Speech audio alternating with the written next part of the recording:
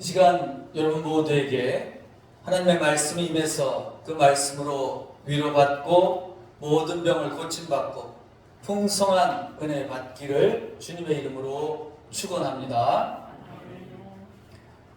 오늘은 성령 강림 후 11째 주일입니다. 성령 강림절은 부활하시고 승천하신 예수님께서 보내시기로 약속하신 성령이 오셔서 제자들이 성령을 받고 서로 사랑하라는 예수 그리스도의 복음을 전파하기 시작한 날을 기념하는 절기입니다. 성령 받은 후에 제자들은 서로 사랑하라는 예수님의 계명을 지키는 교회를 이루었습니다. 예수님께서 무엇으로 마귀의 유혹을 물리치시고 마귀의 시험을 이기셨죠? 성령의 능력으로 마귀의 시험을 물리치고 이기셨습니다. 성령은 마귀의 시험을 이길 수 있게 하는 능력입니다. 오늘은 성경에서 말하는 성령이 무엇인지에 대해서 말씀을 전하겠습니다. 특히 사도 바울이 가르친 성령은 무엇인지에 대해서 말씀을 전하려고 합니다. 교회는 성령 받은 사람들의 모임, 공동체입니다. 그러나 교회 안에는 성령 받지 못한 교인들도 있습니다. 또 성령을 오해하고 잘못 알고 있는 교인들도 있습니다. 성령을 받지 못했거나 성령을 잘못 알고 있다면 교회를 이루는 그리스도인이라 할 수 없습니다. 교회 다니며 예수 믿는 사람이라면 반드시 성령이 무엇인지를 알고 성령을 받아야 합니다. 하지만 참으로 안타까운 일은 교인들 가운데 성령에 대해서 잘못 알고 있는 분들이 많이 있다는 것입니다. 왜 그럴까요? 그 까닭은 많은 교회들이 성령 받으라고 강조하면서도 정작 성령이 무엇인지 올바르게 가르치지 않았기 때문입니다. 성령에 대해서 잘못 가르치는 경우가 참 많습니다. 여러분들은 성령이 무엇이라고 알고 있나요? 교회에 오래 다닌 교인들일지라도 성령이 정확히 무엇인지 모르는 분들이 많이 있습니다. 그런데 성령을 모르거나 받지 못하면 교회를 평생 다녀봐야 헛수고 하는 게 됩니다.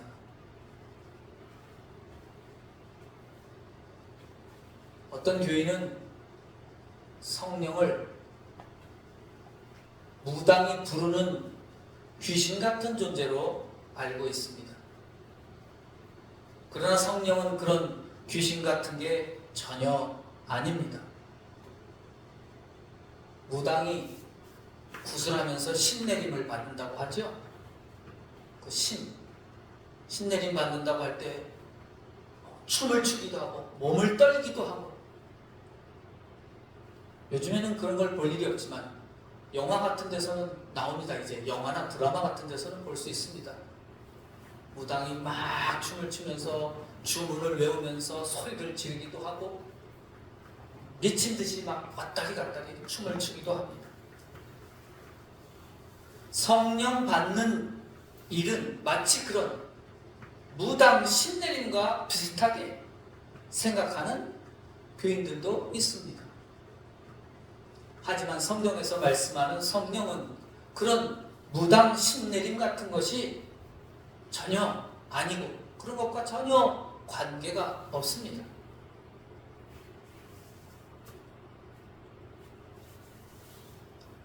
무당이 신들렸다고 할 때는 벌쩍벌쩍 뛰기도 하고 춤을 추기도 하죠. 그런 행위들은 성령과 아무런 관계가 없습니다. 성령 받는 기도를 한다고 그러면 막 그런 교회가 있어요. 막 펄쩍펄쩍 뛰면서 그게 무슨 성령 받는 행위인 것처럼 오해하고 있는 성도들이 있습니다. 그런 것들은 무당이 신내림 받는 것들은 성경에서 말하면 더러운 영이나 더러운 귀신들이 들어간 것이지 성령 받은 것이 아닙니다. 성령에 대해서 여러분들이 제대로 알아야지만 우리가 잘 아는 이단, 신천지 같은 이단이나 마귀의 시험에 빠지지 않고 참된 신앙생활을 할 수 있습니다. 그러면 성경에서 말하는 성령은 무엇일까요? 성령이란 말은 거룩한 영이란 뜻이죠. 그러면 거룩하다는 말은 무슨 뜻이고 또 영이란 말은 무슨 뜻일까요? 거룩하다는 말은 본래 성경에서 구약 성경에 레위기에 나오는데 거룩하다는 말은 구별되다 라는 뜻이라고 했습니다. 무엇이 구별된다는 것일까요? 하나님과 우상이 구별된다는 것입니다. 다시 말하면 옳은 것과 그른 것이 구별되고 좋은 것과 나쁜 것이 구별되고 깨끗한 것과 더러운 것이 구별된다는 것입니다. 선한 것과 악한 것이 구별된다는 것입니다.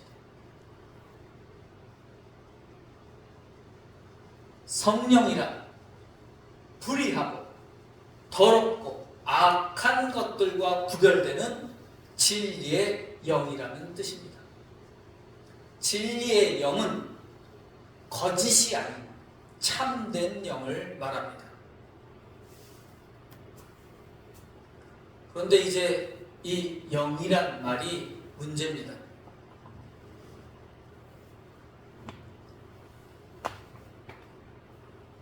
이 영이란 말을 오해하는 교인들이 많습니다.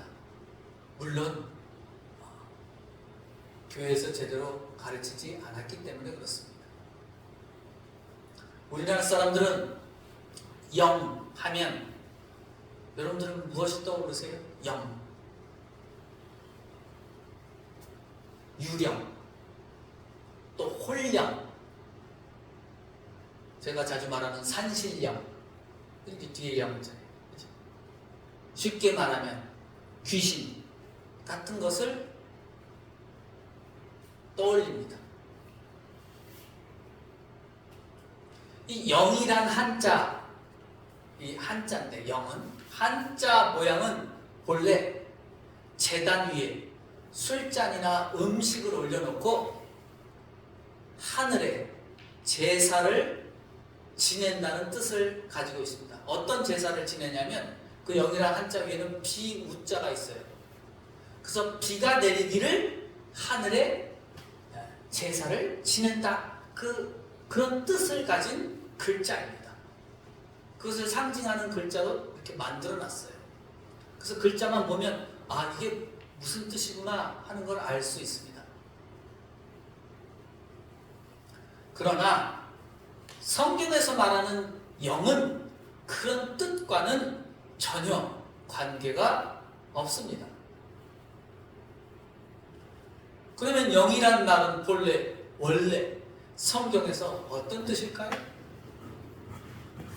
영은 구약 성경에 기록된 히브리 말로는 루아흐라고 합니다. 한번 따라해 볼까요? 루아흐. 네, 루아흐. 몰라도 됩니다. 그냥 한번 들어보시라는 겁니다. 루아흐.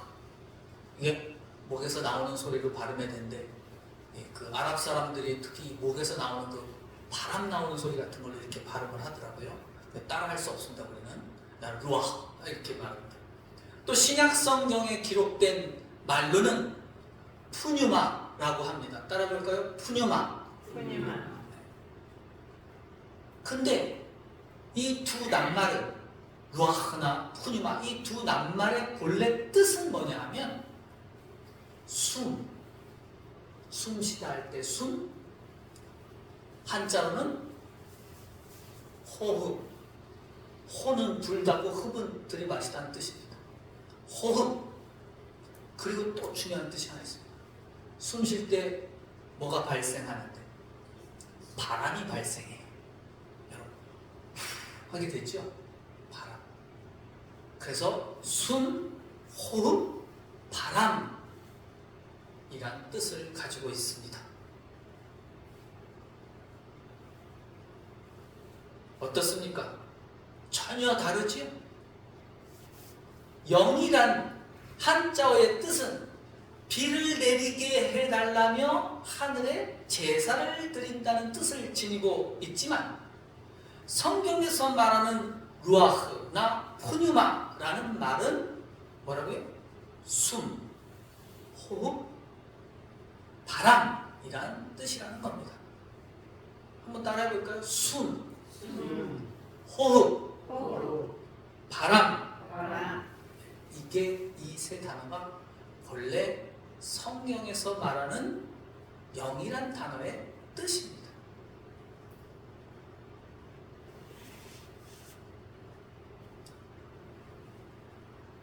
성경에서 말하는 신약 성경에 나오는 푸뉴마라는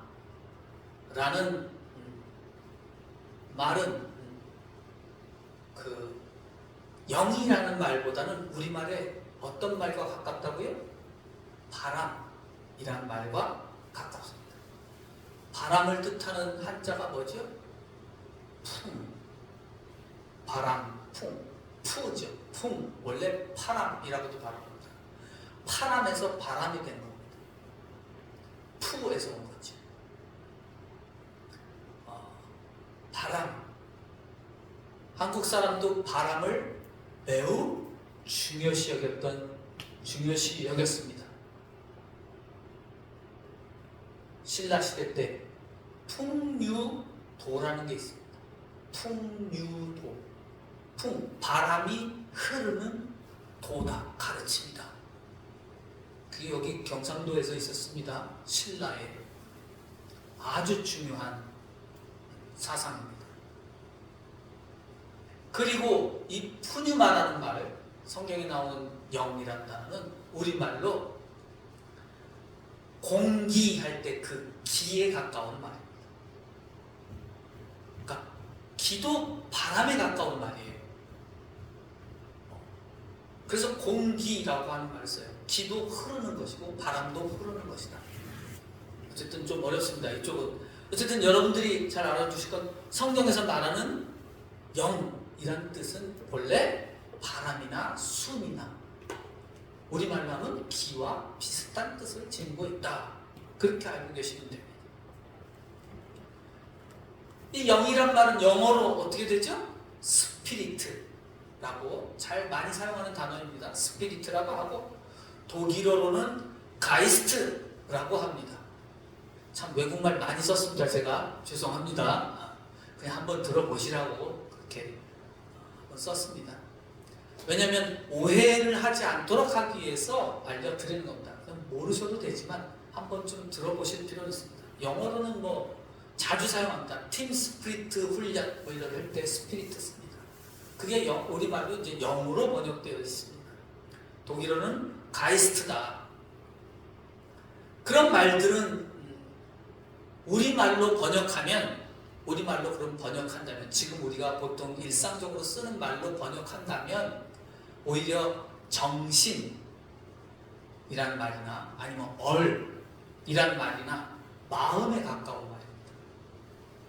여러분 그냥 감정을 나타내는 마음이 아니에요. 원래 마음이란 정신에 옛날 사람들은 마음은 정신에 가까운 말로 썼어요. 그러니까 제일 편한 것은 영은 그냥 정신이다. 그렇게 정신에 가까운 말이다. 그렇게 생각할 수 있습니다.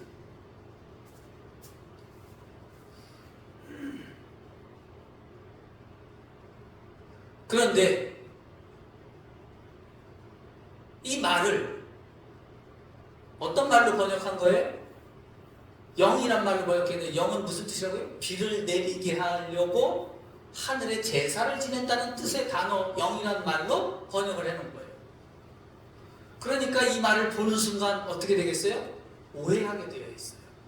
아, 이게 하늘에 제사 지낸다는 뜻이네? 이렇게 오해를 했다 이겁니다. 그리고 그렇게 되다 보니까 무당이 제사 지내거나 무슨 하늘에 제사 지낸다고 하면 그때 그 무당의 신내림 같은 거를 저게 영이 내리는 거구나 이렇게 생각한다는 거지. 그렇게 크게 오해하게 되었습니다. 그래서 한국 사람들은 성경에서 영이라는 말이 나오면 뭐예요? 숨이나 호흡이나 바람 같은 말이나 정신이나 마음 같은 뜻으로 생각하지 않고 어떻게 돼요? 유령, 홀령, 귀신 그런 단어들을 떠올리게 되었다는 겁니다. 여러분은 이제부터 성경에서 말하는 영 또는 성령이 나오면 이 말은 유령이나 홀령이나 귀신 같은 것들과는 전혀 관계가 없다는 것을 꼭 이제 명심하시기 바랍니다. 그렇다면 성경에서 영이라는 말이 나오면 무엇을 떠올려야 할까요? 가장 먼저 어떤 말? 숨, 호흡, 바람 같은 것을 떠올리면 좋습니다. 바로 숨이 뜻하는 게 한자로 말하면 뭘까요? 숨 쉰다. 이게 한자로 말하면 생명입니다. 그래서 영은 뭐하고 관계가 있어요? 생명하고 관계가 있습니다. 그래서 제가 기도할 때마다 붙이는 거를 일부러 그렇게 하는 겁니다. 여러분들이 계속 들어서 익숙해지라고. 제가 공동 기도할 때 이렇게 시작합니다. 생명의 영이시며 진리의 영이시며 말씀의 영이신 주님 이렇게 합니다. 그게 그냥 듣기 좋으라고 멋있으라고 쓰는 표현이 아니라 성경에서 뜻하는 영이 뜻하는 말의 뜻입니다. 그러니까 영 하면 숨쉬다, 숨, 호흡, 생명 그것은 또한 바람과 같은 것이다. 그런 것을 떠올리셔야 합니다. 또 아주 쉽게는 그냥 정신이나 마음 같은 것으로도 생각할 수 있습니다. 오늘 에베소서 6장 본문에서 사도 바울은 성령이 무엇인지 분명하게 말씀하고 있습니다. 다 같이 큰 소리로 우리 17절 읽어보겠습니다. 시작. 구원의 투구와 성령의 건 곧 하나님의 말씀을 가지라. 사도 바울은 성령의 건 곧 하나님의 말씀을 가지라고 권면합니다. 성령의 검이 뭐라고요? 곧 하나님의 말씀입니다. 성령은 곧 하나님의 말씀이라는 것입니다. 성령은 유령도 아니고 귀신도 아니고 산신령도 아닙니다. 성령은 곧 하나님의 말씀입니다. 다 같이 따라해 볼까요? 성령은 하나님의 말씀입니다. 하나님의 말씀입니다. 성령은 하나님의 말씀입니다. 그런데 바울은 그냥 성령이라고 말하지 않고 성령의 검이라고 말했습니다. 그러면 또 퀴즈를 하나 내야죠. 여러분, 검, 칼에는 두 종류가 있습니다. 뭐가 있을까요? 검이 있고 도가 있죠. 네. 검은 무엇이 검이죠? 검은 칼인데 어떤 칼이냐? 검은 무사들이 들고 있는 칼입니다. 전쟁에 나갈 때 쓰는 칼이지. 그럼 도는 집에서 요리할 때 쓰는 칼을 도라고 합니다. 그래서 도는 뭘 놓고서 해야 돼요? 도마. 과도라고 옛날에 쓰는데 요즘에도 과도라고 쓰지요. 과도는 뭐예요? 과일을 깎거나 자르는 칼이지. 그러니까 도는 그냥 도도 종류가 많습니다. 그죠? 음식할 때 도도 종류가 굉장히 많아요. 어쨌든 검은 긴 칼, 전쟁할 때 쓰는 칼이다. 싸울 때 쓰는 칼입니다. 그러면 사도 바울이 말하는 성령의 검은 무엇에 사용하는 칼일까요? 11절을 읽어보면 무엇에 사용하는 칼인지 알 수 있습니다. 다 같이 11절을 큰 소리로 읽어보겠습니다. 마귀의 관계를 능히 대적하기 위하여 하나님의 전신 갑주를 입으라. 무슨 뜻일까요? 마귀의 간교한 꾀를 대적하기 위하여 하나님께서 주시는 전신 갑주를 입으라는 말씀입니다. 전신 갑주란 전신, 온몸에 두르는 온몸을 덮을 수 있는 갑옷입니다. 마귀와 싸워서 물리치기 위하여 온몸을 하나님께서 주시는 것들로 무장하라는 겁니다. 근데 아주 옛날에 이런 말을 성경에서 꺼내갖고 진짜 무장을 해갖고 자기가 하나님의 말씀대로 무기 들고 무장했다고 주장하고 전쟁에 나갔습니다. 하나님 말씀을 완전히 거꾸로 해석한 것이지. 십자군 전쟁이라는 게 바로 그런 전쟁입니다. 하나님 말씀을 완전히 오해한 거지. 자, 바울은 우리 몸을 어떻게 무장하라고 합니까? 14절부터 17절까지 다 같이 큰 소리로 천천히 읽어보겠습니다. 그런즉 서서 진리로 너희 허리띠를 띠고 의의 호심경을 붙이고 평안의 복음이 준비한 것으로 신을 신고 모든 것 위에 믿음의 방패를 가지고 이로써 능히 악한 자의 모든 불화살을 소멸하고 구원의 투구와 성령의 건 곧 하나님의 말씀을 가지라. 진리의 허리띠로 허리를 동이고 정의의 호심경. 호심경은 심은 가슴이고 이 가슴을 보호할 수 있는 경입니다. 구리 거울 같은 거랍니다. 그러니까 여기 다른 성경은 가슴막이라고 생각하면 돼요. 심장 막으려고 여기다가 갑옷 입고 그 위에다 또 가슴 창이 뚫지 못하게 여기다가 또 하나 딱 두꺼운 거 하나 붙이고 또 발에는 평화의 복음을 전할 신을 신고 믿음의 방패를 손에 들고 구원의 투구를 쓰고 성령의 검 곧 하나님의 말씀으로 온몸을 무장하라는 것입니다. 진짜 무기가 아니죠. 간단하게 다시 말하면 진리와 또 뭐예요? 정의와 평화의 복음과 믿음과 구원과 성령으로 온몸을 무장하라는 것입니다. 무엇을 위해서? 무엇을 위해서 그렇게 하라는 거죠? 마귀의 관계, 즉 마귀의 유혹을 물리치기 위하여 그렇게 하라는 것입니다. 그러면 이제 그 마귀의 관계, 싸워야 될 대상이 누구냐 하는 겁니다. 12절에 있습니다. 다 같이 또 큰 소리로 12절 읽어보겠습니다. 우리의 씨름은 혈과 육을 상대하는 것이 아니요 통치자들과 권세들과 이 어둠의 세상 주관자들과 하늘에 있는 악의 영들을 상대함이라. 우리가 씨름해야 할 대상은 누구라고 합니까? 그들은 혈과 육은 아니라고 합니다.